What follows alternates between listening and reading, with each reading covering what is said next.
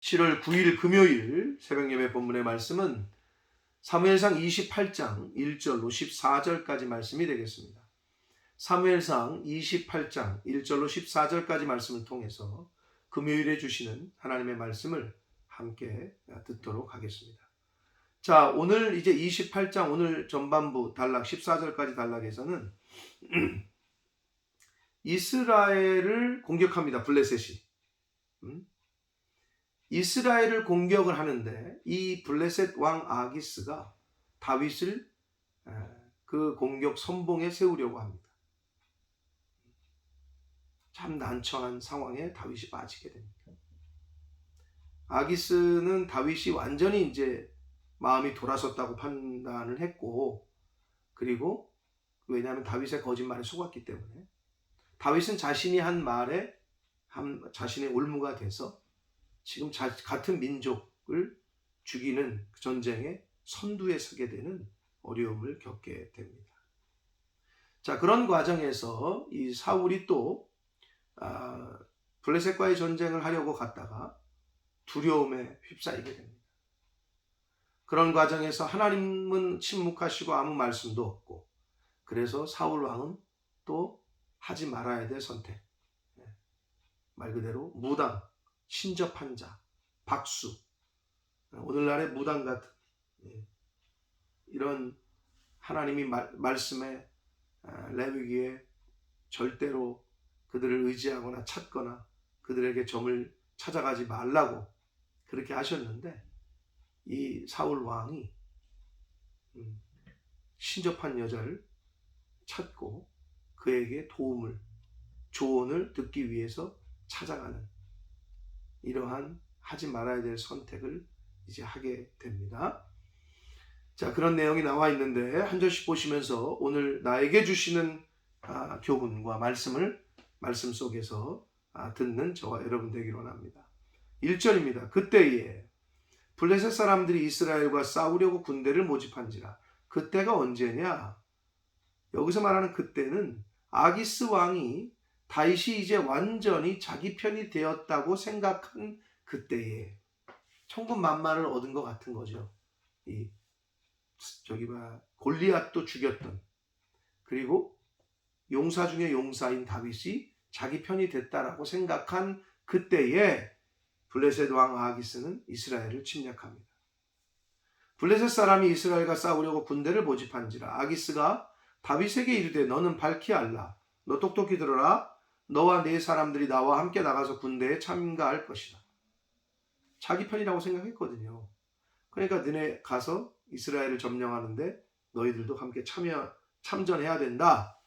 2절 다윗이 아기스에게 이르되, 얼마나 난감하겠어요? 다윗이 지금. 그러면 당신의 종이 행할 바를 아실 겁니다. 약간 애둘러서 그러겠습니다, 아닙니다 라고 말한 게 아니라 애둘러서 애매한 표현을 썼어요. 왕이여, 당신은 내가 어떻게 할지를 아십니다. 이렇게 표현을 했어요. 그러자 아기스가 다윗에게 말합니다. 이제 허락한 걸로 알고, 그러면 내가 너를 영원히 내 머리 지키는 자를 삼으리라 하니라. 호위 대장으로 임명합니다. 경호 대장, 최측근으로. 그만큼 다윗을 신뢰했던 거죠. 자, 그러면서 장면이 바뀌어서 3절에 사무엘이 죽었으므로 사무엘의 죽음을 다시 한번 언급합니다. 왜냐하면 사무엘이 죽은 것을 통해서 이 저자는 지금 사울 왕과 이스라엘 백성들이 영적으로 완전히 암흑 시대, 영적 공황 상태에 빠져 있는 것을 보여주기 위해서 사무엘이 죽은 걸 다시 한번 언급을 해요. 하나님의 계시가 되는 통로가 이미 끊겼음을 얘기하고 있는 거예요. 사무엘이 죽었으므로 온 이스라엘이 그를 두고 슬피 울며 그의 고향 라마에 장사하였고 사울은 신접한 자와 박수를 그 땅에서 쫓아냈다. 사무엘이 죽고 사울이 한 행동은 종교개혁 같은 개혁을 일으켜요. 근데 이거는 사울 왕의 어떻게 보면 믿음 때문이 아니라 정치적으로 사무엘이 죽었으니 또 백성들에게 어떤 그 전환점을 보여주기 위해서 그 무당 같은 사람들, 신접한 사람들, 점치는 사람들을 다 죽이거나 쫓아냅니다. 자, 그랬는데 사울 왕이 그게 진심이 아니었다라는 게 곧 밝혀집니다. 진짜가 아니었다라는 게, 믿음 때문이 아니었다라는 게. 4절, 블레셋 사람들이 모여 수넴에 이르러 진쳤다. 수넴은 이 이스라엘 백성들이 이제 그 블레셋 사람들이 쳐들어왔다는 것을 듣고 길보아 산에 모이거든요. 길보아에 진쳤는데 길보아라는 곳에서 북서쪽으로 약 15km 지점 떨어져 있는 곳이 수넴이에요. 그러니까 15km 지점 가까이 온 거예요. 이스라엘 백성들이 있는 곳까지. 사울이 온 이스라엘을 모아 길보아에 진쳤다. 근데 길보아는 수넴보다 블레셋 사람들이 진을 치고 있는 곳보다 높았어요. 고지대야. 그러니까 사울이 볼 때 블레셋이 눈에 잘 들어와요. 얼마나 많은 병력을 이끌고 왔는지. 그런데 사울이 그 블레셋 군대 사람들의 군대를 보고 두려워합니다. 두려워서 그의 마음이 크게 떨린지라 라고 성경은 말합니다. 사랑하는 성도 여러분, 하나님을 떠난 자는 믿음이 약해지고 하나님을 떠나고 하나님의 말씀을 떠난 사람의 특징은 두려움이 옵니다. 두려움은 하나님을 떠난 사람의 어떻게 보면 필연적인 갖는 그 마음이에요. 용기나 믿음이 아니라 두려움이 엄습해. 사울 왕이 그랬어요. 블레셋 사람들을 보고 두려움에 사로잡힙니다. 그래서 6절, 사울이 여호와께 물어요. 근데 여호와께서 꿈으로도 우림으로도 선지자로도 대답을 안 하셔요. 침묵하셔요. 이미 하나님의 영이 사울을 떠났고 버렸기 때문에 아무 대답을 안 하셔요. 그러자 사울이 택한 방법이 뭐냐? 사울이 그의 신하에게 이르되 7절, 나를 위하여 신접한 여인을 찾아라. 말 그대로 그 무당 같은 사람들, 점치는 사람들, 신접한 사람을 찾으라는 거죠. 내가 그리로 가서 그에게 물으리라 하니.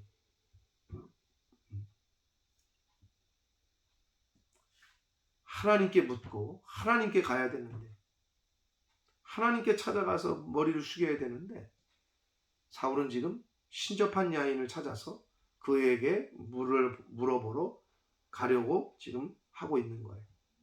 그러자 그의 신하들이 그에게 이르되 보소서 엔돌이라는 곳에 신접한 여인이 있습니다. 지금 사울이 있었던 길보아에서 그리 멀지 않은 곳에 있었던 지역이에요. 그곳에 한마디로 무당이 한 명 있습니다 라고 보고를 합니다. 그러자 8절, 사울이 다른 옷을 입어 변장하고 두 사람과 함께 갈새 그들이 밤에 몰래 갔어요. 많은 사람을 데려가지도 않았어요. 왕의 신분도 가리고 일반 옷으로 갈아입었어요. 왜요? 사울이 자기가 내쫓았거든요. 신접한 사람들과 박수 이 무당들을, 사무엘이 죽었을 때. 그래야 국민들, 백성들이 볼 때 사울 왕을 존경할 만하고 이렇게 생각하는 어떤 그런 하나의 어떤 정치적인 액션으로 그랬는데, 자기가 내쫓았는데 자기가 다시 찾아가고 있으니 얼마나 이게 앞뒤가 안 맞는 거예요. 그러니까 아주 조용하게 은밀하게 밤에 몇 명 최측근들만 데리고 신접한 여인을 찾아갑니다. 그 여인에게 이르러서는 사울이 이르되 청하노니 나를 위하여 신접한 술법으로 내가 네게 말하는 사람을 불러올리라. 여기서 신접한 술법이라고 번역한 이 말은 이교도들의 방법이에요. 하나님을 믿는 이스라엘 백성들이 쓰는 방법이 아니라 이방 나라에서 그 우상을 섬기던 사람들이 하던 그러한 주술, 이 방법이라도 써서 지금 이 사울은 얘기를 듣고 싶은 거예요. 어떤 방법과 해결책을 찾고 싶은 거예요. 자, 그러자 9절, 여인이 그에게 이르되 네가 사울이 행한 일 곧 그가 신접한 자와 박수를 이 땅에서 멸절시켰음을 아나니. 왜? 다 죽이거나 내쫓았거든요. 그러니까 이제 사울인 줄 모르고, 야, 지금 내가 그런 주술을 행하면 사울 왕에게 지금 잡혀 죽을 판인데 어찌하여 지금 내 생명에 올무를 놓아 나를 죽게 하려느냐라고 나 사울 왕한테 죽는다 이 얘기를 하고 있는 거예요. 그러니까 10절 사울이 여호와의 이름으로 그에게 맹세하여 이르되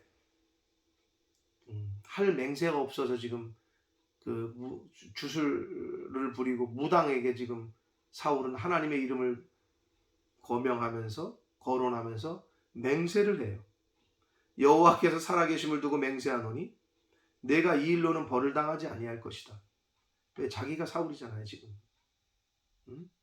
걱정 마라. 너 안 죽는다 이거죠. 11절 여인이 이르되 내가 누구를 내게로 불러올리랴 하니 사울이 이르되 사무엘을 불러올리라 하는지라.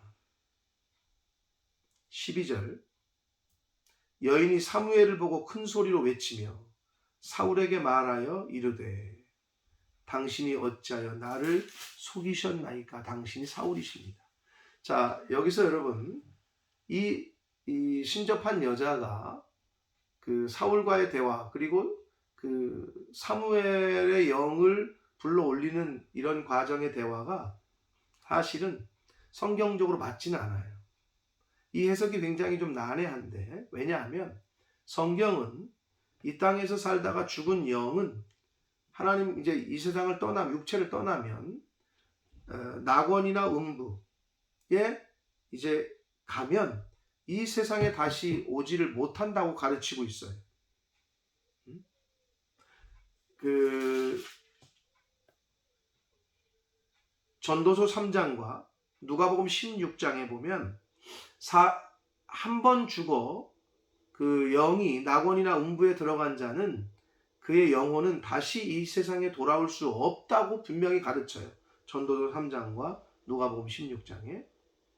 그런데 여기서 지금 사무엘의 영이 올라온 것처럼 지금 이야기를 하잖아요. 결국 여기서 또 우리가 11절과 12절에 보면 사무엘을 불러 올리라 라고 사울이 얘기를 했는데 여인이 어떤 행동도 하지 않았는데 사무엘을 보고 큰 소리로 외쳐 이렇게 기록되어 있어요. 이 여인이 뭐 어떤 행동을 한 게 아닌데 갑자기 사무엘을 봤다는 거예요. 자, 여기서 전반적으로 지금 보이는 이야기는 성령에 의해서가 아니라 사단의 이교의 점술에 그 이교도들 우상 숭배하는 그 주술을 하는 것에 응하는 사단의 조작한 사단이 지금 움직이고 있는 거짓의 영이 지금 움직이고 있는 거예요. 그러니까 사무엘의 영이 아닌 거지. 사무엘을 둔갑한 영을 거짓의 영인 사단이 지금 이 신접한 여자와 사울과의 관계 속에서 둘 다 속이고 있는 거예요. 사무엘의 영이 올라올 수는 없어요. 성경적인 가르침과 이게 위배가 됩니다. 대치가 돼요. 그렇기 때문에 이거는 사단의 조작이고 거짓된 영의 속임수다 라고 보고 이 본문을 봐야 되는데 여인이 어떤 행동도 안 했는데 갑자기 사무엘을 봤다는 거예요. 그래서 외치면서 그때서야 사울인 거를 깨달았고 사울에게 당신이 사울 아닙니까? 라고 말을 했다는 거예요. 그러자 13절 사울 왕이 그에게 이르되 두려워하지 말라. 내가 무엇을 보았느냐 하니 여인이 사울에게 이르되 내가 영이 땅에서 올라오는 것을 보았다. 그냥 영이. 그러자 사울이 그에게 물어요. 그의 모양이 어떠하냐 하니 그가 이르되 한 노인이 올라오는데 그가 겉옷을 입었다. 그랬는데 사울은 그가 사무엘이라고 확실하게 믿어요. 그리고 그의 얼굴을 땅에 대고 절을 해요. 성경은 분명히 사무엘이라고도 얘기를 안 해요.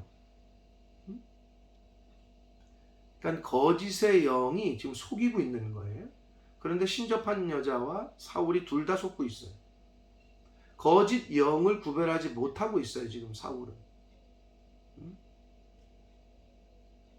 그래서 지금 엉뚱한 곳에 가서 절하고 엉뚱한 데 가서 묻고 있습니다. 사랑하는 성도 여러분, 영적인 무지함은 우리를 부지불식간에 범죄에 빠지게 해요. 사람이 한번 죽으면 다시 이 땅에서 영으로 보여줄 수 없다라는 거를 사울이 알았다면 가지도 않았을 거고 그 거짓된 영에게 얼굴을 땅에 대고 절도 하지 않았을 거예요. 그런데 그 영적인 무지함 때문에 이러한 어리석은 행동과 하지 말아야 될 일들을 하고 있습니다. 이제 사무엘 하에 가면 우사의 이야기가 나오는데 하나님의 법궤를 수레에 끌고 가다가 이 수레가 땅에 떨어질 것 같으니까 우사가 이렇게 잡아요. 땅에 법궤가 떨어지는 걸 막기 위해서. 그런데 우사가 죽어요. 왜? 법궤를 함부로 아무나 만질 수는 없거든요. 그걸 그렇게 가르쳤어요, 성경에는. 근데 그거를 모르니까 잡다가 죽어요. 물론 다윗 왕이 이제 사무엘 하에 그 우사가 죽게 된 그 배경에는 수레에 싣고 가면 안 돼, 법궤를. 법궤는 제사장들이 메고 가는 거예요. 그래서 다윗이 그거를 결국은 수레에 싣고 가게 하다가 우사라는 사람이 죽게 만드는 이유를 제공을 하긴 했습니다. 이렇게 영적인 무지함은 우리를 범죄하게 하고 우리를 낭패를 보게 합니다. 그래서 우리가 하나님 말씀을 제대로 들어야 되고 제대로 배워야 하는 이유가 여기에 있습니다. 지금 사울은 가지 말아야 되고 하지 말아야 될 행동을 지금 하고 있어요. 하나님의 영이 떠나고 블레셋이 쳐들어오니까 두려움에 사로잡힌, 차라리 철저하게 하나님 앞에 회개하고 살려달라고 부복했어야 되는데 하나님의 영이 떠난 이 사울이 자기의 생각과 자기의 방법대로 해결을 하려고 박수무당을 찾아가는 이러한 모습을 보이고 있습니다. 사랑하는 성도 여러분,